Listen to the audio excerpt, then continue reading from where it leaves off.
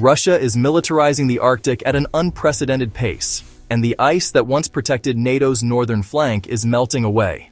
Standing between a resurgent Russian threat and the rest of Europe is a ghost unit of 130 Norwegian commandos, who operate where most soldiers would die in hours.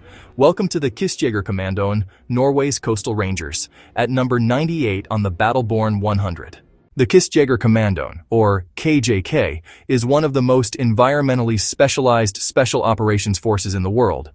Established in 2001 and based at Trondenes in Harstad, deep inside the Arctic Circle, this unit was purpose-built for defending Norway's 15,000 kilometers of coastline in conditions that would kill unprepared soldiers in hours.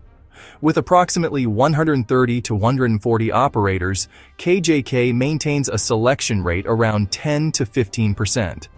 What makes their selection unique isn't just physical demands, it's the psychological warfare of operating in perpetual Arctic darkness where temperatures regularly hit -30 Celsius. These aren't amphibious commandos with cold weather gear. They're specialists in a domain where terrain itself is the primary weapon. KJK's mission centers on ISTAR, intelligence, surveillance, target acquisition, and reconnaissance. They're NATO's eyes and ears on the northern flank, conducting long-range coastal reconnaissance and providing real-time intelligence where conventional forces cannot operate. And when intelligence isn't enough, they can strike with precision, turning small teams into vessel-killing threats. But you need to understand why the Arctic has become one of the most critical strategic battlegrounds on the planet. The Arctic is being fundamentally transformed into a theater of great power competition. As ice recedes, it's revealing access to 13% of the world's undiscovered oil and 30% of its undiscovered gas. The Northern Sea Route offers shipping times 40% shorter than the Suez Canal. We're talking trillions of dollars in resources and strategic trade routes.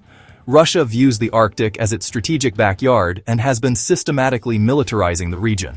They're reopening Soviet-era bases, expanding around Murmansk, home to their northern fleet, and building forces along the Barents Sea.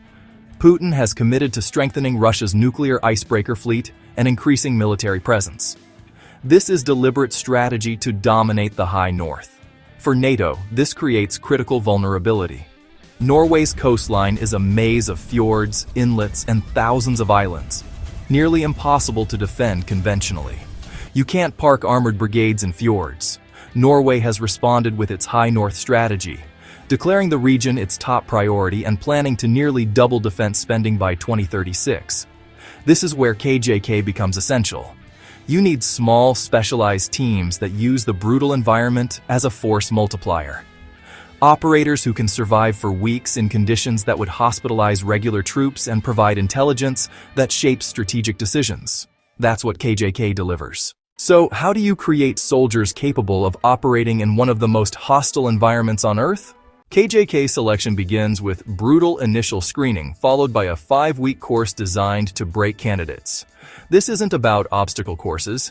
It's about finding individuals who maintain cognitive function under extreme stress, sleep deprivation, and Arctic cold. Candidates operate on minimal sleep in sub-zero temperatures, making tactical decisions while their bodies shut down. Instructors aren't looking for the strongest or fastest.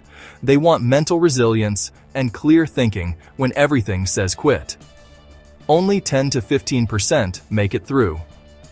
Survivors enter a 10-month specialization course on the Finnmarksvidda Plateau. They master advanced winter warfare, long-range reconnaissance, small unit tactics, and marksmanship in conditions where mistakes are fatal. The real training is making the Arctic an ally. Operators learn to function in polar night, perpetual darkness lasting months. They operate in extreme isolation, often in small teams with no reinforcement possibility.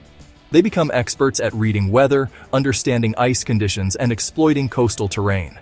The psychological component is critical. The Arctic attacks your mind. Darkness, isolation, and constant cold create pressure that filters out anyone lacking absolute mental fortitude. Now, what does this unit actually do operationally? KJK's primary mission is coastal reconnaissance and surveillance in the high north. Small teams insert into hostile territory, establish covert observation posts, and provide real-time intelligence. In the vast Arctic, knowing exactly where the enemy is matters more than an entire battalion. Their signature platform is the Combat Boat 90, the CB-90. It hits speeds over 40 knots, carries 21 operators, and lands them via bow ramp.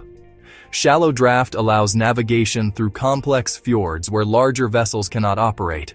It's armed with heavy machine guns and various weapon systems. For clandestine insertions, KJK uses rigid-hulled inflatable boats, RHIBs, approaching targets silently under darkness with minimal signature. But KJK isn't purely reconnaissance. They maintain anti-ship capabilities, including AGM-114 Hellfire missiles. This turns small, fast boats into asymmetric threats capable of destroying much larger warships.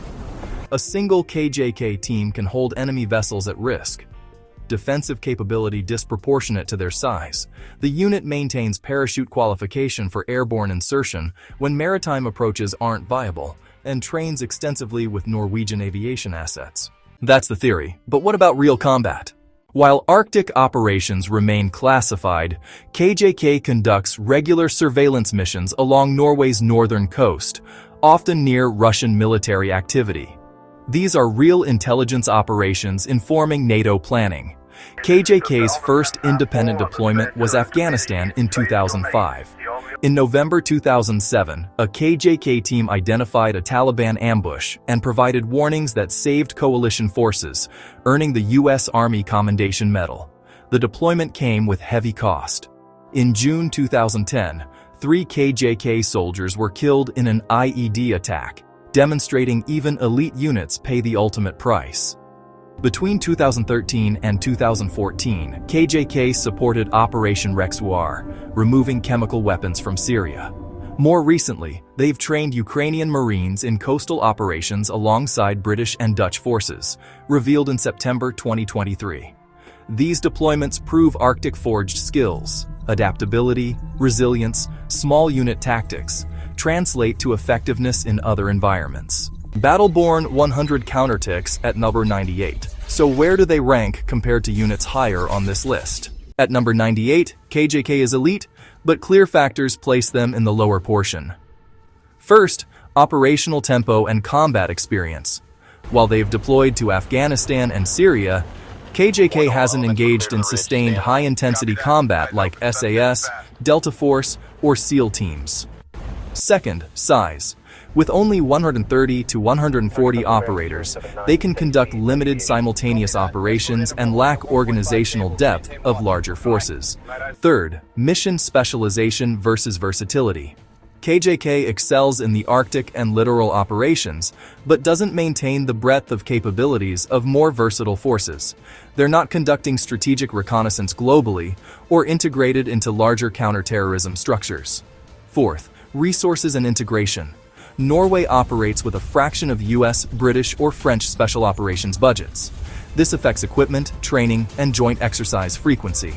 Finally, strategic versus tactical focus. KJK's mission is primarily defensive, protecting Norwegian territory. They're not a strategic asset projecting power globally.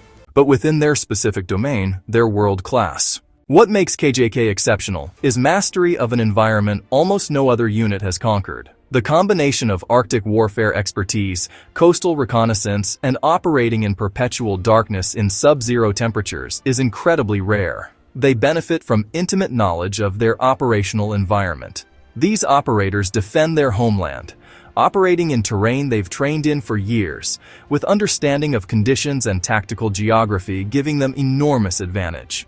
Strategically, KJK provides NATO with a capability that doesn't exist anywhere else. As Arctic competition intensifies and Russia continues buildup, having elite forces providing reliable intelligence where conventional forces are combat ineffective is incredibly valuable. They're a true force multiplier. Their intelligence enables decision-making affecting much larger formations. Their ability to train partner forces, demonstrated in Ukraine, shows KJK's expertise is transferable. NATO recognizes coastal defense and littoral operations are critical against Russia, And KJK has become a center of excellence. That's the Norwegian Kystjegerkommandoen at number 98 on the Battleborn 100. They're a small, highly specialized unit defending one of NATO's most vulnerable and strategically important frontiers. Can they compete with Tier 1 units in global reach, combat experience, or versatility? No. But in the Arctic, along Norway's coastline in conditions that would kill most soldiers, they operate at a level few units can match. The key takeaway: as great power competition returns and the Arctic becomes a major strategic battleground, units like KJK become increasingly important. They represent the future of special operations: small, specialized, environmentally adapted, and optimized for specific strategic challenges. That's why they've earned their place in the top 100. If you're following the Battleborn 100, make sure you're subscribed. Next time, we're dropping to number 97. Stay frosty, and I'll see you in the next one.